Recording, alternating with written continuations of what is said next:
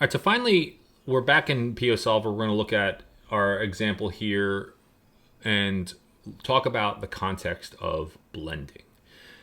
I've talked a little bit about blending, and our best example of blending was in example 1 when we were modeling a big blind who was a recreational player, and we were taking the weaker hands out of the big blind's 3-bet range and putting them into his or her calling range. We were also taking some of the lower end of the top of the big blind's range and also putting that in his or her calling range.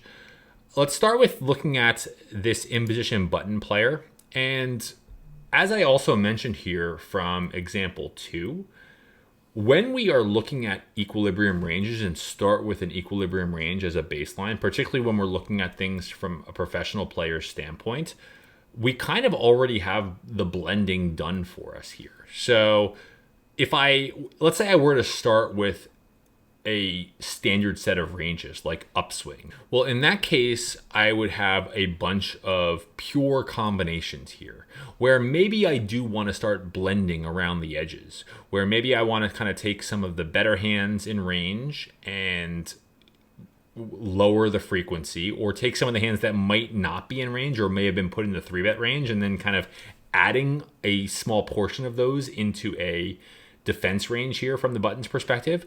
And then the same thing kind of with some of the cusp hands on the edge of the range. I might want to kind of blend them somewhat as well too.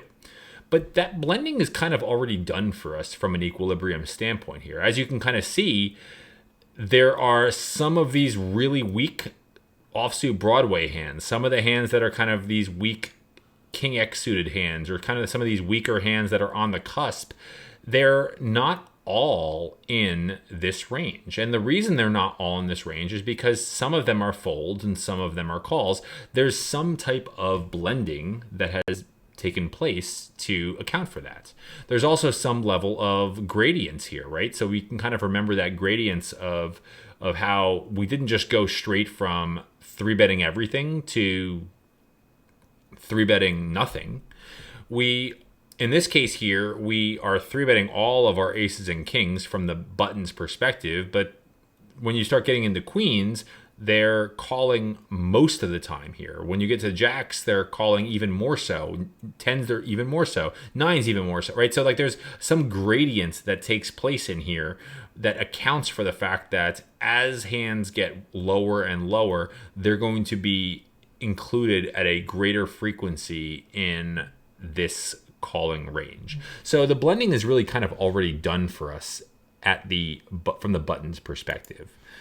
Let's look at it from our perspective. And as I mentioned here, we in order for us to blend our own ranges, we would have to have a specific situation that would cause us to make us think about blending our own range. Maybe if our read is that our button is going to overfold to our 3-bets, well, we might have a much wider 3-bet range than this, in which case we would want to blend. If we had a read that our button is a really, really strong player and we didn't necessarily want to be getting into a lot of marginal spots against him or her out of position, well, maybe we're going to blend and 3-bet less than this, right? So, but in this case here, our button's a professional player, but we don't necessarily have any reads outside of the fact that he or she is just a normal professional player. We're going to be 3-betting our standard range here, so I'm choosing not to be blending any of the hands in my range as well too. So we have our ranges, we have our tree, we have everything built. We would go ahead and build our tree. And when we do so, we're going to go and the solver is going to start running a solve. And we'll take a look at the output of that in module 4, but let's move over to example 4 where we'll finalize and wrap up the game tree and talk about blending in the context of that example. So I'll see you over there. All right, so we're back here in example 4, and we're going to go through how we might blend these ranges in example 4. So let's start with our big blind. And this is our big blind range, which we got based off of the upswing range. what we do know is that our opponent is a recreational player and is not going to be 3-betting this widely. So as we mentioned in a previous video, this 10.3% 3-bet range is not going to reflect reality for how much our opponent 3-bets. And a lot of recreational players, they might be down in the 4 or 5% range, or potentially even lower depending on the type of player, but they're certainly not going to be 3-betting as widely as this opponent is. We also have the read that our opponent is not going to be 3-betting the weak hands in his or her range. So what I've done here is I've actually built out a range where I think is a little bit more reasonable to expect for this opponent. And I have this here for our big blind 3-bet range. And you can kind of see where the blending comes into play here. And actually, this is a direct inverse of the range that we included in the GTO Plus example 1, where we blended our opponent that way. But what you can see is now our opponent has about 4.5% of range. We've limited them to only have the top end hands in range at full frequency, and then kind of started that gradient down, right? So they always are 3-betting aces and kings and ace king suited. But then as we get to queens, they're 3-betting queens 75% of the time. They're 3-betting jacks 50% of the time. They're 3-betting 10s 25% of the time, and 9s 25% of the time, and so on and so forth. Same thing with the gradient kind of across these suited aces. So they 3-bet suited ace king 100% of the time, ace queen suited 75% of the time, ace jack suited 50% of the time, ace 10 suited 25% of the time, right? So you can kind of see this gradient appearing. And then some of the weaker hands in range I've included at 25% frequency. So we're not taking all of the 3-bet bluffs out.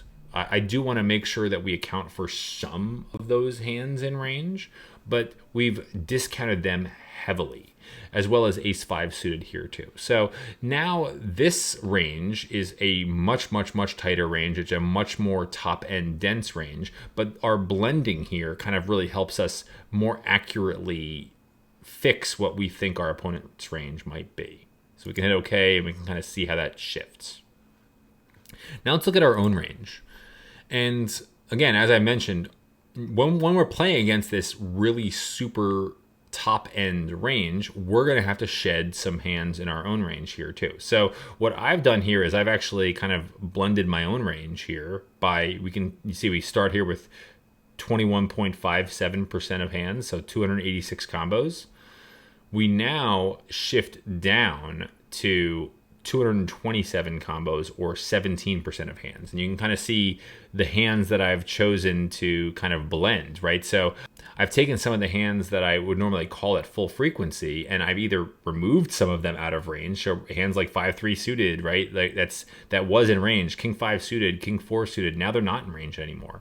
Some of the other hands that were kind of on the edge, now I have maybe 50% of the time to kind of note that this is not a scenario, because I'm deviating, I'm not going to know my range entirely or exactly how I would play in game. But if I have this read, I'm going to have somewhat of a discounted range. I've also taken hands like ace 10 off out of range. I've discounted ace jack offsuit, discounted king queen offsuit, and then I've actually even taken some of the top end hands in range and kept them in as traps, right? If I know my opponent is only 3-betting with a really super tight range, well, now I might tend to include some of these hands in a calling range here too, right? So I've kind of taken some top end hands and put them in my range, but I've also shed a lot of the weaker hands in my range to kind of give me a kind of a little bit more of a condensed range against this type of opponent. So I'll hit OK, and you can see my range shift a little bit here too. And we have our ranges, we have our bet sizes, we have everything here. I'm going to go ahead and build this game tree.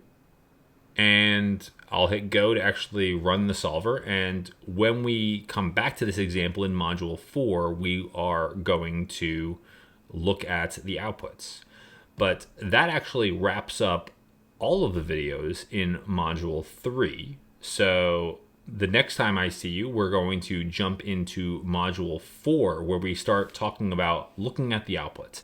And we'll dive back into PioSolver and GTO Plus and look at all of the outputs of all of the solves that we have set up throughout this module. So I'll see you over in the next module.